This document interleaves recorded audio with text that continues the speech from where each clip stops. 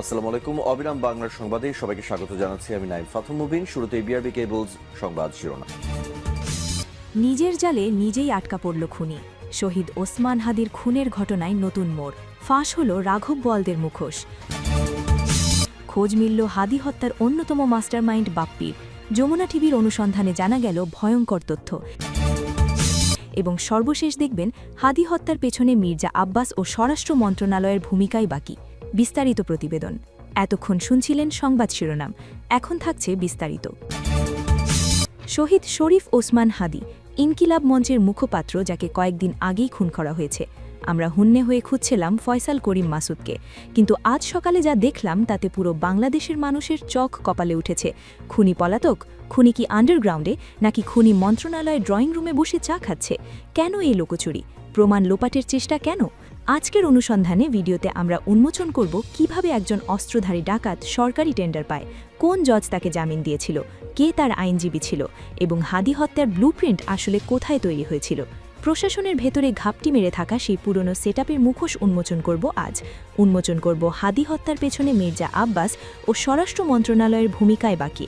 এর জন্য আসুন প্রথমে দেখি পর্দার আড়ালে কি ঘটল। প্রথমেই নজর দেয়া যাক মাদকদ্রব্য নিয়ন্ত্রণ অধিদপ্তরের ইউটিউব চ্যানেলের টিভিসিতে 41 নামে একটি ভিডিও ছিল। এটি প্রথম আপলোড করা হয়েছিল গত বছরের 30 জানুয়ারি। এরপর রহস্যজনকভাবে আবার রিআপলোড করা হয় 4 নভেম্বর এবং 25 সেপ্টেম্বর। ভিডিওতে দেখা যায় ফয়সাল করিম কেন্দ্রীয় চরিত্রে অভিনয় করছে, কিন্তু যেই মাত্র ফেসবুকে জানাজানি হল যে এই তো আসলে শহীদ শরীফ ওসমান হাদির খুনি, ঠিক তখনই ডিএনসি কর্তৃপক্ষ প্যানিক মোডে চলে গেল। এরপর থেকে চ্যানেল ঢুকে দেখা যাচ্ছে সিরিয়ালে টিভিসি 3 আছে, এরপর টিভিসি 5 আছে, মাঝখানে টিভিসি 4ই গায়েব। প্রশ্ন হলো, ফয়সাল যদি শুধু একজন সাধারণ অভিনেতাই হতো, তাহলে ভিডিও ডিলিট করার দরকার কি ছিল? ডিএনসি কি জানতো না যে তারা কাকে দিয়ে কাজ করাচ্ছে? এটি তড়িঘড়ি করে মুছে ফেলা কি প্রমাণ করে না যে ডাল মে কুছ কালা হ্যায়? এটা কি নিছক ভুল, নাকি খুনের সাথে ডিএনসির কোনো বড় কর্মকর্তার গোপন কানেকশন ঢাকতেই এই ডিজিটাল সার্জিক্যাল স্ট্রাইক, যেটা বলে চোরের মন পুলিশ পুলিশ? ভিডিও সরিয়ে তারা কার্যত স্বীকার করে নিল যে তারা অপরাধের সাথে জড়িত ছিল। শুধু অভিনয় নয়, কেঁচো খুঁড়তে গিয়ে এবার সাপ বেরিয়ে আসছে। ইনকিলাব মঞ্চের সদস্য সচিব আবদুল্লাহ আল জাবের একটি মারাত্মক অভিযোগ এনেছেন। তিনি দাবি করেছেন এই টিভিসি তৈরির 3-4টি ফোন ফয়সাল নিজেই পেয়েছিল। অর্থাৎ খুনি ফয়সাল শুধু অভিনেতা নয়, সে একজন সরকারি ঠিকাদারও। তার নিজস্ব কোম্পানির মাধ্যমেই এটি তৈরি। ভাবুন একবার, স্বরাষ্ট্র মন্ত্রণালয়ের ফান্ড বা জনগণের ট্যাক্সের টাকা গেছে খুনির পকেটে, আর সেই টাকা দিয়েই হয়তো কেনা হয়েছে শহীদ ওসমান হাদিকে খুনের বুলেট। আবদুল্লাহ আল জাবের প্রশ্ন তুলেছেন, 5 অগস্ট বিপ্লবের পরও প্রশাসনের ভেতরে ঘাপটি মেরে থাকা আওয়ামী লীগের পুরনো সেটআপের লোকজনেই কি ফয়সালকে এই কাজ বাড়িয়ে দিয়েছে? 2024 সালের 8 নভেম্বর মোহাম্মদপুরে আদাবরে অস্ত্রের মুখে 17 লক্ষ টাকা লুঠের সময় হাতে নাতে গ্রেফতার হয়েছে এই ফয়সাল, যার নামে অস্ত্র মামলা আছে, ডাকাতি মামলা আছে। সে জেল থেকে বেরিয়ে কিভাবে সরকারি টেন্ডার পায়? তাকে ভেরিফাই করার দায়িত্ব ছিল কার? ডিএনসির কোন কর্মকর্তা এই ফাইল পাশ করেছিলেন? আজ তাদের নাম প্রকাশ করতে হবে। এই ভিডিওর সবচেয়ে সেন্সিটিভ এবং গুরুত্বপূর্ণ পার্টটা ফয়সালের জামিন। ইনকিলাব মঞ্চসহ বিভিন্ন মহল মনে করছে ফয়সালকে জামিনে বের করা হয়েছিল স্পেসিফিক একটি অ্যাসাইনমেন্ট দিয়ে, আর সেই অ্যাসাইনমেন্ট হল শরীফ ওসমান হাদিকে খুন করা। মঞ্চের অন্যতম নেত্রী ডাকসুর মুক্তিযুদ্ধ আন্দোলন বিষয়ক সম্পাদক ফাতেমা তাসনিম জুবা বলেন, আমার কিছু নির্দিষ্ট প্রশ্ন আছে যার উত্তর জাতি জানতে চায়। 1. কোন জজ এই রায় দিয়েছিলেন? অস্ত্রসহ গ্রেফতার হওয়া ডাকাতি মামলার আসামিকে এত দ্রুত জামিন কোন যুক্তিতে দেওয়া হলো? সেই বিচারকের নাম এবং প্রোফাইল আমরা দেখতে চাই। 2. কোন আইনজীবী জামিন করিয়েছিলেন? সেই আইনজীবী কার হয়ে কাজ করেন? তার পলিটিক্যাল ব্যাকগ্রাউন্ড কি? এই প্রশ্নের উত্তর অবশ্য ইতিমধ্যেই আমরা পেয়েছি। তিনি হলেন বিএনপির ধানের শেষ প্রতীক থেকে সংসদ সদস্য হতে যাওয়া ব্যারিস্টার কায়সার কামাল। 3. তদবিরকারীকে সরকার বা প্রশাসনের কোন প্রভাবশালী ব্যক্তি এই জামিনের জন্য ফোন করেছিলেন বা তদবির করেছিলেন?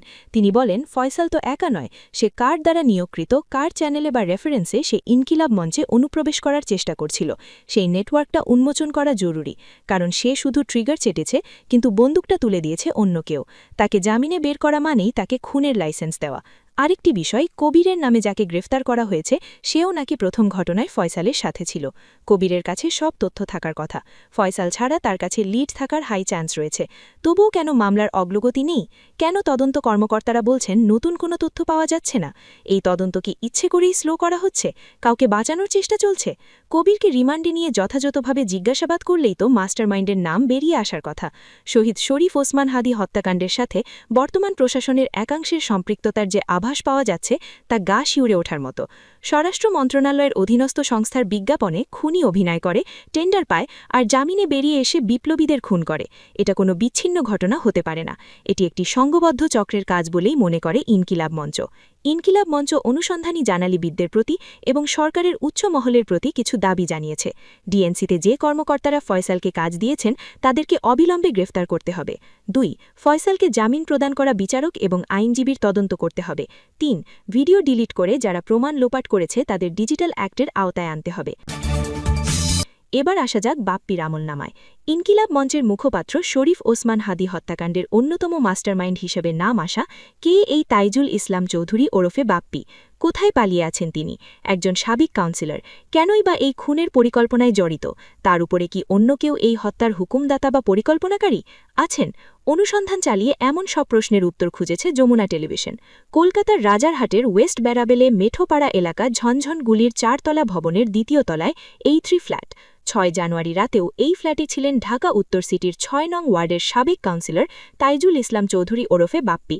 বাপ্পিকে পাওয়া না গেলেও ওই ফ্ল্যাটে দেখা মেলে পলাতক শেরেবাংলা নগর থানা স্বেচ্ছাসেবক লীগের সাধারণ সম্পাদক মুশফিকুর রহমান উজ্জ্বল, একই থানার স্বেচ্ছাসেবক লীগের সহপ্রতিবন্ধী সজিবুল ইসলাম এবং ঢাকা বিশ্ববিদ্যালয় ছাত্রলীগের সাবেক সাধারণ সম্পাদক ওমর শরীফের।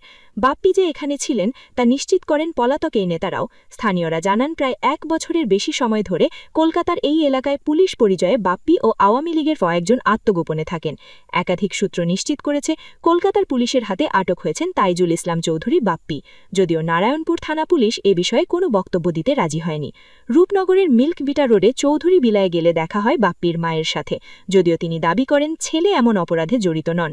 তিনি বলেন, মানুষ তো অনেক কিছুই বলে, আমি এটা বিশ্বাস করি না যে আমার ছেলে এর লগে জড়িত।